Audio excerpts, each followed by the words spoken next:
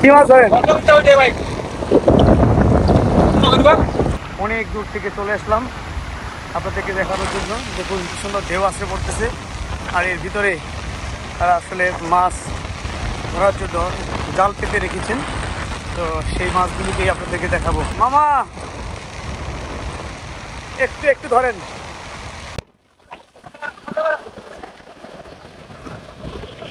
কি মাছ ধরেন? দেখুন দর্শক, তারা এভাবে সমুদ্রের পাড়ে যে ঢেউয়ের সাথে পানি চলে আসে, সেই পানির সাথে চিংড়ির যে রেণু, গলদা চিংড়ি, বাগদা চিংড়ির রেণু, সেই রেণু পানির সাথে ঢেউয়ের সাথে পাড়ে আশ্রয় পড়ে এবং সেইটাকে আহরণ করার জন্য তারা এভাবে সমুদ্রের পাড়ে তারা জাল সেট আপ করে রাখেন।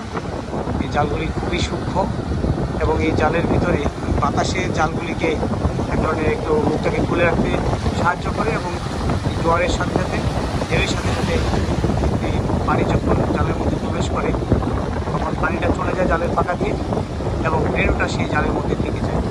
এইভাবে তারা রেণু সংগ্রহ করেন। দেখুন দর্শক, খুব সুন্দরভাবে, অনেক সুন্দর দৃষ্টিনন্দন। এই দৃশ্যটা দেখে আমি আপনাদের উদ্দেশ্যে ভিডিও করার জন্য আসলাম। তো ভিডিও করতে চাচ্ছিলাম না, হয়তো আমি সাংবাদিক বা তাদের সঙ্গে কথা হয়তো ক্ষতি হবে, সে আমাকে ভুলেও ফেলছে যে আপনারা তো ভিডিও করেন, আমাদের পেটে লাথি মারেন। যাই হোক, এটা তাদের কর্ম। আমি প্রত্যেকটা কর্মকেই রেসপেক্ট করি এবং প্রত্যেকটা কর্মই সম্মানের। আসলে আমরা তো সাধারণের উপরে চর্চা করতে ভালোবাসি, কারণ গরিবের উপরে আমরা যত জুলুম নির্যাতন করতে পারি, তারা নরম, তাদের অর্থ নেই, তাদের প্রভাব নেই, যার দরুন তাদের সাথেই আমাদের যত হিসাব নিকাশ। দর্শক দেখুন কীভাবে তারা এই ক্ষুদ্র নেট দিয়ে রেণু আহরণ করে। এই রেণুগুলিকে তারা বিভিন্ন জায়গায় সাপ্লাই করে, যেখান থেকে আপনারা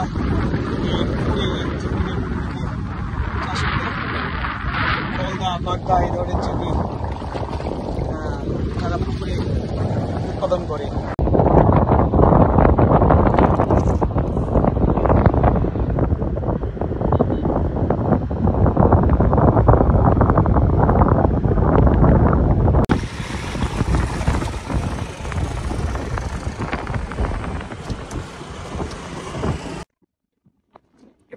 পিস হিসেবে বিক্রি করেন?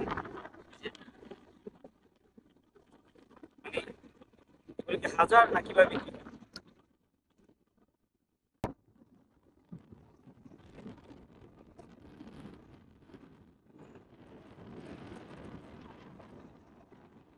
এখান থেকে ময়লা থেকে মাছটাকে বাছাই করে। এটা কি চিংড়ির ভিতরে জাত আছে? এখানে 2-3 জাত আছে ভাই, 2-3 প্রকারের জাত আছে এখানে। আচ্ছা, সেখান থেকে বাছাই করে মানে গলদাটা রাখতেছে, তাই তো?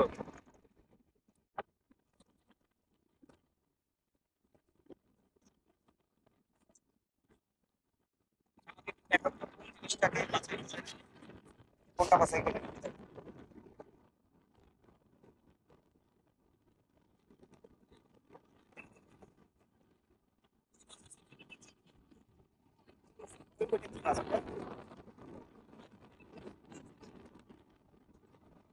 এটা কি মাছ সেটা বাছাই করে রাখলেন? আচ্ছা, সাদা সাদা এগুলি তো কি আছে? আচ্ছা, অনেক কষ্ট করতে হয়। আপনারা চাইলে চিংড়ি চাষ করতে পারেন, এগুলি অনেক লাভবান। আমি নিজে একজন চাষি। আমি অনেক বছর যাবতই ভাবতেছি যে এই ধরনের গলদা চিংড়ি এগুলি মিঠা পানিতে চাষ করা যায়, সেটা নিয়ে কাজ করবো বলে ভাবছি আর কি। আপনারা চাইলে এটা করতে পারেন এবং সবসময় লক্ষ্য রাখবেন গলদা চিংড়ির রেণুটা যেন সমুদ্রের হয়। এই রেণুগুলিকে তারা সংগ্রহ করে এসি করা যে ধরনের অ্যাম্বুলেন্স আছে, হাইস আছে, সেগুলাতে করে অক্সিজেন ব্যাগে করে তারা এগুলি বিভিন্ন প্রান্তে, সাতক্ষীরা, তারপরে যে সকল খুলনা, যে সকল অঞ্চলে এই গলদা, বাগদা চিংড়ির চাষ হয় সেখানে তারা এগুলিকে পাঠিয়ে দেন। দর্শক বন্ধুরা, আপনারা এরকম সুন্দর সুন্দর ভিডিও পেতে হলে আমার চ্যানেলটাকে সাবস্ক্রাইব করে আমার পাশেই থাকবেন।